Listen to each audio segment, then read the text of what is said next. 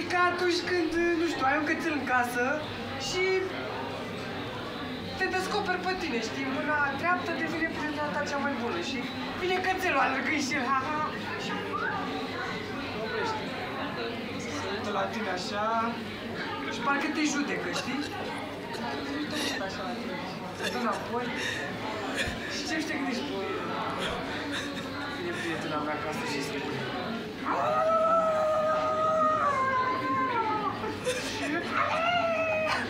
fac cam așa toată noapte! Știi? E nasul, de-aia nu duce pe peticel în casă. El n-are nevoie în casă. Am avut o pisică o dată, s-a băgat sub pat. În noaptea aia n-am făcut nimic. Am uitat la televizor frumos. Uitam mai pe serial. Ce frumos, îi dă bucă de pală. Uită o țâță. Și mă curc. Știi? Foarte. Ce bun sunt, a început să plece lumea.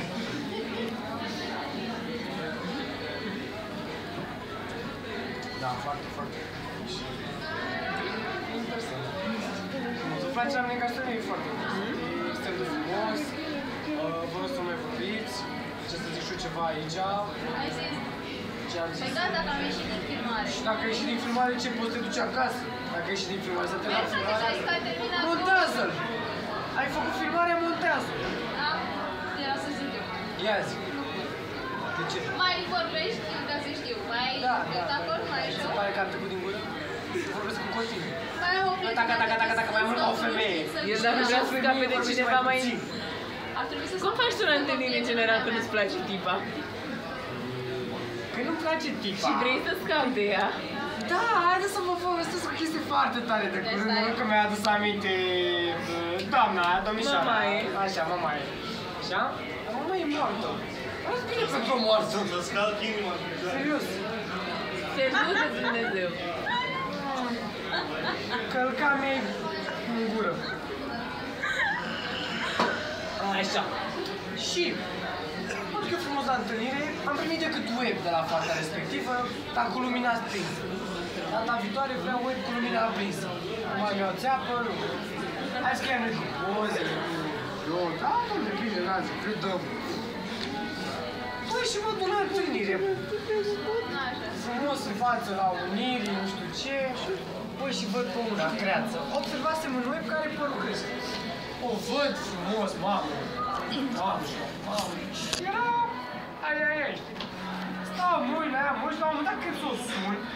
Să văd... Ia, eu făceam până la diferent, mă uitam în altă direcție, mă, știi? Păi și când s-o sun, sunt triste cu prietena aici pe aia. Zic, aoleu, nu e asta. Zic, poate una și mai... Și în momentul respectiv mă sună. Răspund și o văd venind.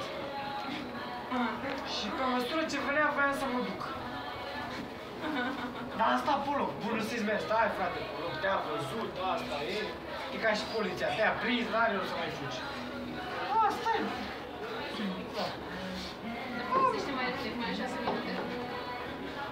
Am în 6 minute povestesc, nu-i problemă. Deci să plânge operatorul.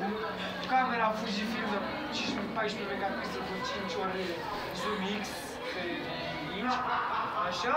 Că mai are decât 6 minute. Pe 6 minute povestesc cât Florin Piersic. Păi atunci dăm mai departe. Fără bere. Eu oricum n-am nicio...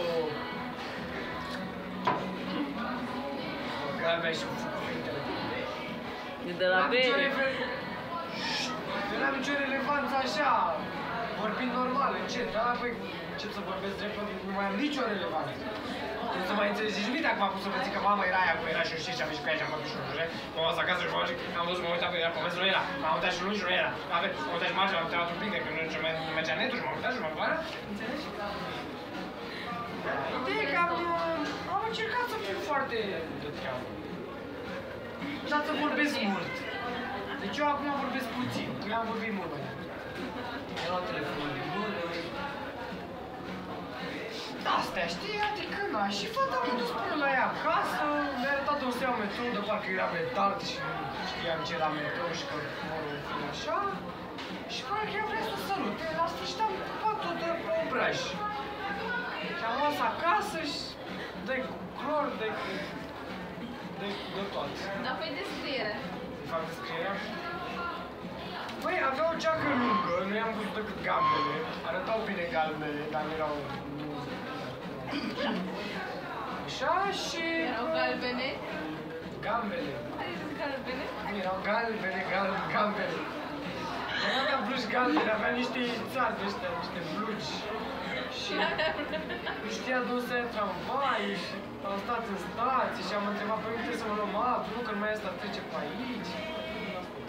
Mai arătat că lucrează la Orange Shop. Și foarte frumos, o vitrină cam atâta.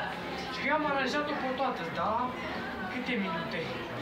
Era un poster și 3 telefoane. Zic, da. E bine, e frumos deja. Și că la 5 minute de casă. Și de la magazin am mers înainte, am făcut stânga, până am făcut dreapta, la 5 minute de casă, cred că aleargă. Și cum sare din bloc, aleargă. Și face 5 minute. Știi? Da, și probabil să stau să nu știu, 4 ore, și am plecat. Seara nu era acum, a doua seară nu era acum. Și gata, mi-a dat ignora, a scăpat, coaie. Ieri cu seara era pe mers. Dar nu mi-a zis nimic. Așa. A ieșit. S-a așteaptă să-i zic sau să așteaptă să o sun. Știi ce? N-am decât să o sun. Există chat. Mai sunt multe fete. Chiar dacă din 10 nu răspunde niciuna. Speranța mare ultima. În 50 de ani găsesc eu ceva. Și ți-a scris? Ți-a scris? Ce să scrie? Nu știu, ți-a scris, ți-a răspuns ea pe mes? Nu mă, nu mi-a zis nimic, a stat un pic și a ieșit. M-am văzut ce a zis, mă, ăsta nu vorbește.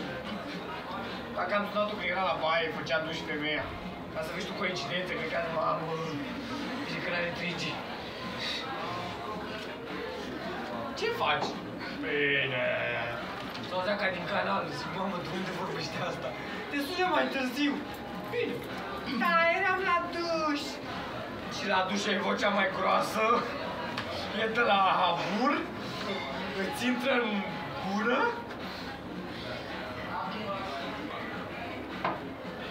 Da, și mai nou tot mă caut o fată cu care am fost.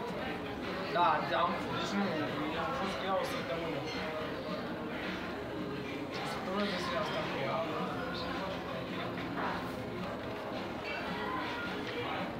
Dezvoltă, dar nu vă... Și n-am crezut că o săptămână de zi poți să fii pe cineva. Serios, n-am crezut. Și cum ai reușit? După ce am lăsat-o singură în fața la Herăstrău, m-a sunat după o oră. Ce faci? Bine, mă duc acasă. Știi, nu mă lua nimeni de la Herăstrău. Da? Da. Dar de ce ai plecat? Mi-a zis că te ia cineva aici. Și ăsta avea să stau. Păi am mai dat o tură și am plecat. Ah, e bine. Nu vii la mine mâine? La tine? Da. Stai te acasă? Nu. Lângă frate. E bine, lângă bine. Și m-am dus. Când am intrat, lasă-l, frate. Ghiși ce era în aer. Iar. Am mai venit 3-4 prieteni profesioniști, frate. Aveau aparate, aveau dispozitive, derulat joint-uri. Zic, frate, ești prost, am ajuns în fabrică. Și asta vine. Și chiar nu vrei și tu? Nu, eu vreau carieră mecanică, nu vreau rulat iar. Nu vrei să fumezi și tu? Nu, frate, eu nu fumez nici țigări normale, n-am trebuit eu să dau bani pe iarbă, dă pula mea, în grădină iarbă, am câte vreau. S-a făcut atâta iarba. Vorba lui unuia, nu tăiați, fumați. Îi zic lui mama, las că tai eu. Îl iau frumos în cruciță, pun la soare, A4, mare joint, ce fac? Nu, deci nu. Și toți, ia mă, fumezi și tu, nu. La un moment dat erau toți grămadă, început să facă mișto de mine. Iar mă prins. Băi, ia uite-l pe ăsta, mă, ăsta e pocăit, că nu fumează, că nu știu ce. Dar ghiciți ce? După ce au plecat toți la caselă, știi ce a făcut pocăit? S-a băgat în cameră cu fata și a făcut-o dragi. Pocăit! Băi, ne-ai stricat filmare!